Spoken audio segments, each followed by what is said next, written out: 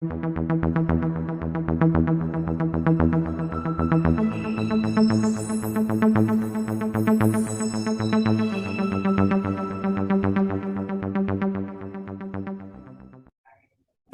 everyone, and welcome to CripChat, your weekly podcast on everything disability. Today with me, I have a very special guest, Member of Parliament for Gosford. Hello, Liesl. Hello, Abraham. I'm so excited to be here. Let me tell you, have I got your pronunciation right? Yes, spot on, Cool. Abraham. You. All And good. it's great to see you again. We have met before with the Physical Disability Council of New South Wales. So yeah, congratulations on what you're doing. Welcome. Thank you for being on the show today. So today we're going to be talking about accessibility to the built environment for people with disability. Um, of course, before we get into it, just a special announcement. Unfortunately, one of the founding members of Physical Disability Council of New South Wales, John Bruce Moxon, has sadly passed away. And so Oh, yeah. he's been an advocate in the space for a long time. And so we just want to pay our respects from here from Australian Disability and just honor his I guess contributions and also the work that he's done. And also extend our deepest condolences to his widow Margaret and the family at this time. We pay our respects. Can I just say also, I think to John and all the founding members, the work, the foundations that you've put in place to change the lives and support inclusion for all of us with physical disabilities is super important. So John, thank you and condolences to your family as well. Thank you very much for that very touching, Liesl. Moving on, welcome, Liesl. Thank you for having us, for being on the show. Liesl, do you just want to briefly introduce yourself? Yeah, hi, I'm Liesl Tesch. I suppose I'm currently the Member of Parliament for Gosford. I'm also a retired Paralympian. So before I got into this job, I competed at 7 Paralympic Games. So my first 5 games were playing wheelchair basketball. So out of that came 2 silvers and a bronze medal. And then I changed to sailing. I jumped ship literally onto a boat with fabulous quadriplegic sailor Dan Fitzgibbon, and Dan and I won a gold in London and a gold in Rio. So, and simultaneously that, I was running a teaching career, so I was a full-time high school geography, business studies, Aboriginal studies teacher. And I've also, with my geography background, got a passion for development. So my fabulous friend Jackie Lauf and I set up an international aid and development organisation called Sport Matters, which used sport. We started that sport as a tool to bring people with disabilities in together and unite communities and empower individuals, but that spread to sport for international development and change. So there's been a bit going on in my background, but now I'm 100% committed to being the MP for Gosford.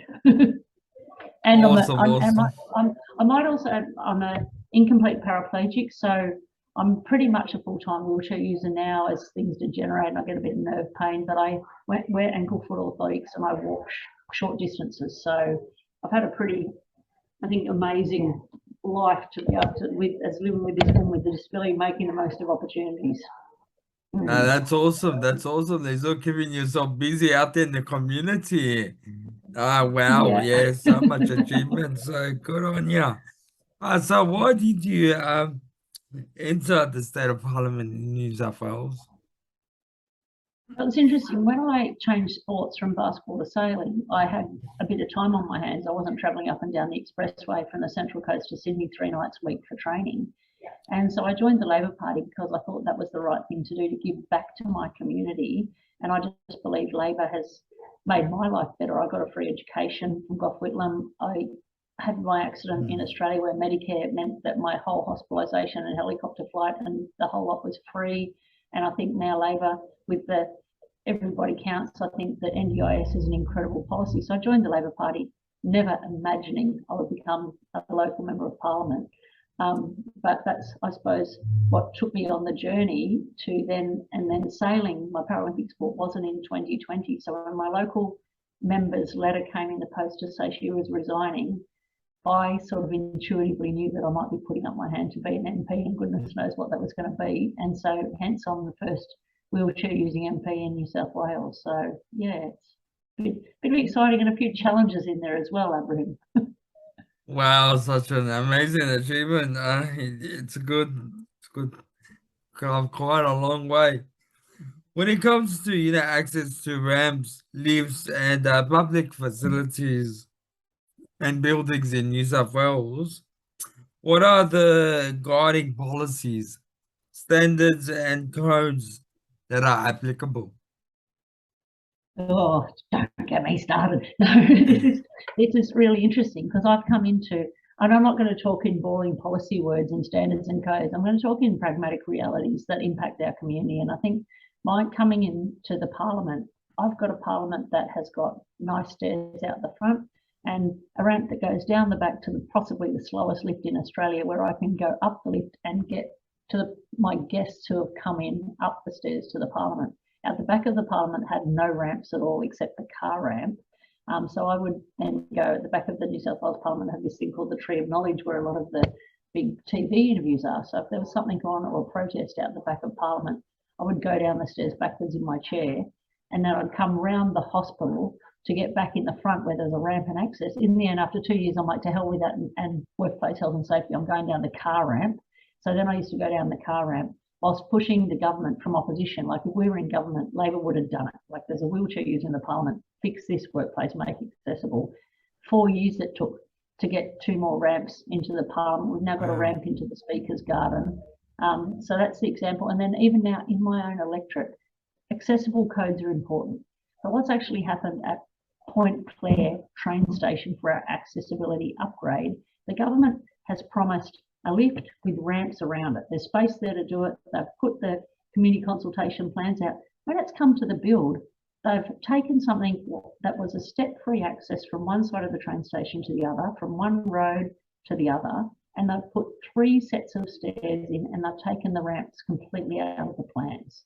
And so, and that's accessible in their theory. So we can get in a lift, get in a lift, go down 1 flight of stairs, go through the thing, get in another lift and go down another flight of stairs or another flight of stairs. Like it's just unreal. So whilst there might be guiding policy standards and codes, there's still a whole bunch of non-compliance. And I think my thing now is working with the Department of Transport.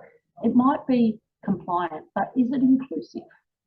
So I think that's a real standard that we as government should be setting up about what is accessible, but what is actually inclusive, and how can we actually participate with equity in our own communities? Like, how dare you take something that was wheelchair accessible away and put 3 sets of stairs in and take the ramps out of the picture, and then, oh, it's all right, Liesl, the lifts work 99% of the time. Yeah, but you know what? I want to go to the airport on the time they don't work.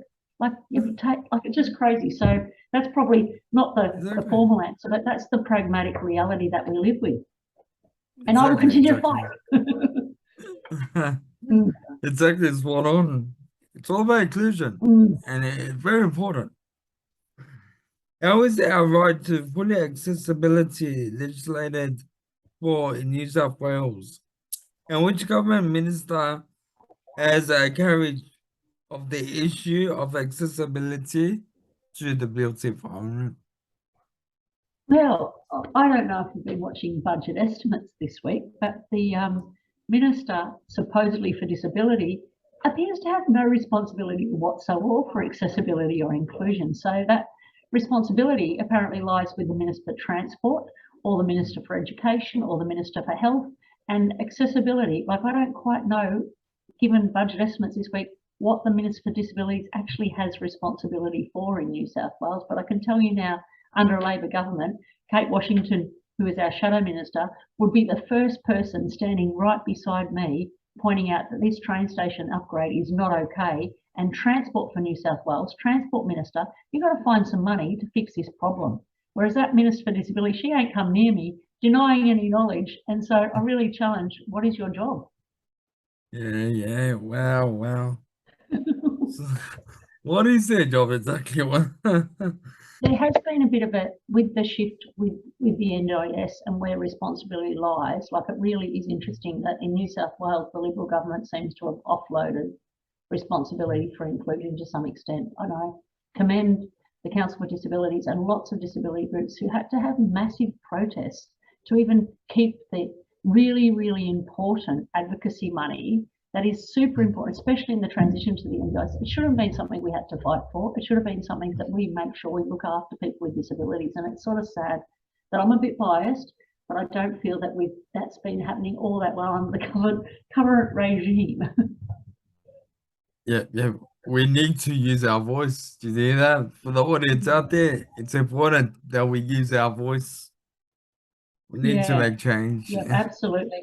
And also to have, I think it's important to have the voice in here, as frustrating as it is in opposition, that the minister hears that the complaints of this is what it sounds like from the perspective of people who, and it was really interesting, it wasn't just wheelchair users that came out, it was like the motorised scooter users, it was the people who wanted to take their trolley bags up the stairs, it was the kids on scooters, it was the person who had an oxygen tank on wheels. So this is not just about wheelchairs. This is about a much broader community. It's about seniors with walking sticks who don't walk. They put these new stairs in with no handles on the side. Like, hello.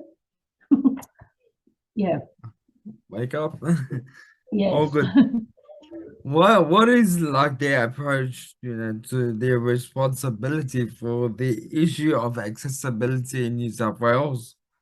And is their response acceptable to you? Yeah, and I think I probably answered that in my last question. Like, it's been quite frustrating. I mean, the government did at the very beginning when I first was elected, we were having the Invictus Games, so we held a few protests, a few wheelchair users and I, about having access to the Harbour Bridge. And we campaigned for that in 2000 when Louise Savage was racing over the Harbour Bridge at the Paralympics and we didn't get it. So it was really great to be able to put pressure on the government. And then the government actually managed to find the money to install those 2 lifts. So I think it's time to start thinking about finding the money to make our society inclusive and working with people with disabilities. Like, that's the job of the minister, to listen to what's not right out there and really work to get things right, not just to cut cost corners, to cut people with disabilities out of their communities. Exactly. It is all about accessibility and inclusion. Very important. Speaking of which, considering your electorate of Gosford, how are access issues are catered for in your local area? And it's interesting, when I first put up my hand to be the candidate and this old lady banged her walking stick on my wheelchair and said, Liesl, I hope you're going to fix up the doctor's surgery in North Gosford. And I think, but being in a chair as a wheelchair user around the place, I mean, there's still places that are far from accessible. Today and last night I was at one event and today I was at another event where I use the microphone from the floor rather than up on the stage because the stage is not accessible. But I think just being there is making people think, and it takes people a while to think about it. There's one place that I've been challenged with, which is in 2 pieces of private property, 2 different shopping centres that have had a curb and gutter between them. And so as a result of this curb and gutter, you can't get your shopping trolleys into the next place. And we've been having a small battle there, I reckon, as a private citizen as well. But finally, this week, we've got the Pavilion and Deepwater Plaza have finally got a ramp between the 2 locations. So I think possibly as a Member of Parliament, I give more voice to the people that need to see the changes in the community. But when it's the government departments like Transport and without the Minister for Disability standing up for us, that's when I feel let down. If private enterprise is doing it, we've got a lift coming into the local regional youth support service. We've got a ramp coming into Drifters, which is a really funk local bar. And this has been me pushing for a while. So I think pushing, but I really feel it's got to be the government. It's got to be the buildings built by the government have to be inclusive as well. Like, we should be leading the way, not dragging our feet. Awesome. Yeah, you need to be a role model for these people.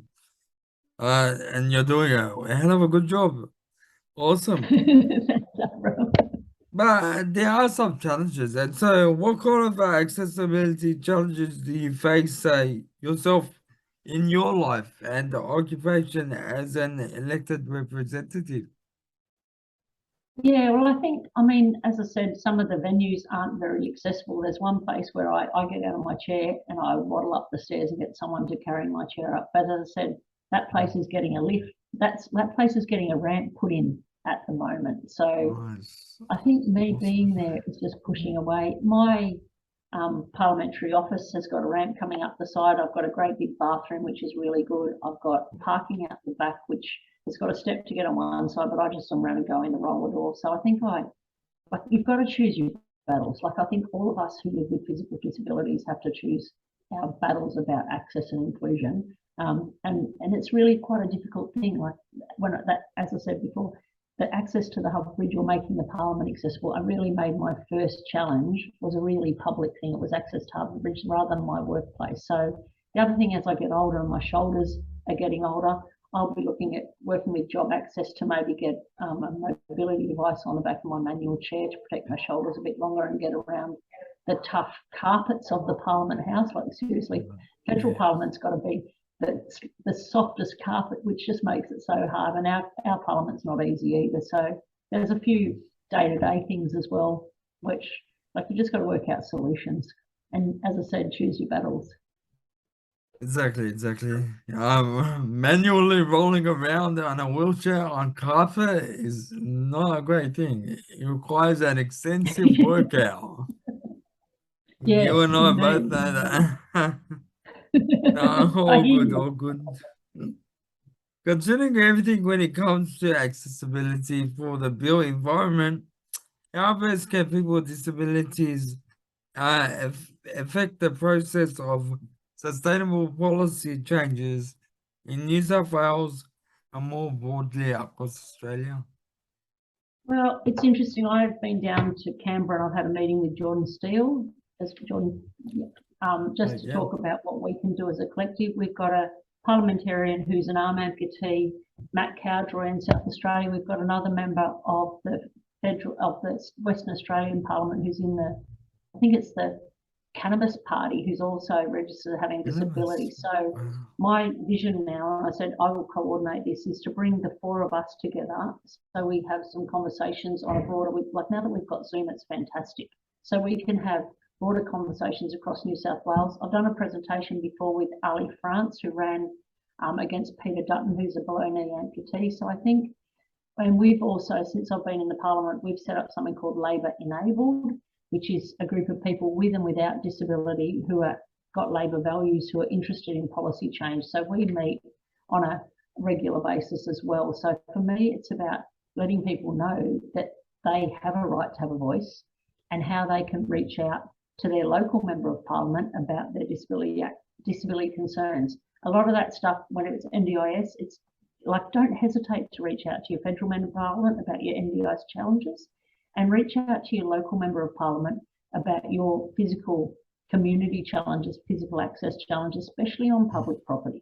It's challenging, and a lot of that is council related issues, but your local member of Parliament can go into bat for you about challenges to physical access in your local community as well. So, and then I suppose there's all sorts of other things about making sure our sports fields and our sporting opportunities. So we've got NSOs with national sporting organisations, Wheelchair Sports New South Wales, that can help deliver there as well. So there's lots of different angles, but your local MP can help you with physical access, or your federal MP can help you with NDIS access and information. Yeah, how Coarse. great is that people with disability are, representing the local and also, yeah, people all around Australia. We need more of that disability representation. Very Yeah, and important. we've got a fabulous we've got a fabulous guy on Lake Macquarie Council. So even at local, state, and federal level, I just think we have the right to be in there. But I think a Of lot of the course. time you've got to be involved in a political party that aligns with your values, and that's part of being part. And that's what I did. I just joined the local Labor Party branch and became part of that branch, and that's where this opportunity has arisen for me. And that opportunity is there for all of us. So you can, if you're a bit political, you can put your hat in the ring as Yeah. well. That's awesome. Sounds good. Something to know.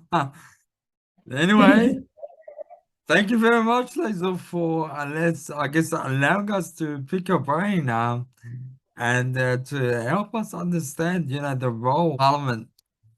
Um, Thank you once again for joining us. It's been such a pleasure to have you on the show.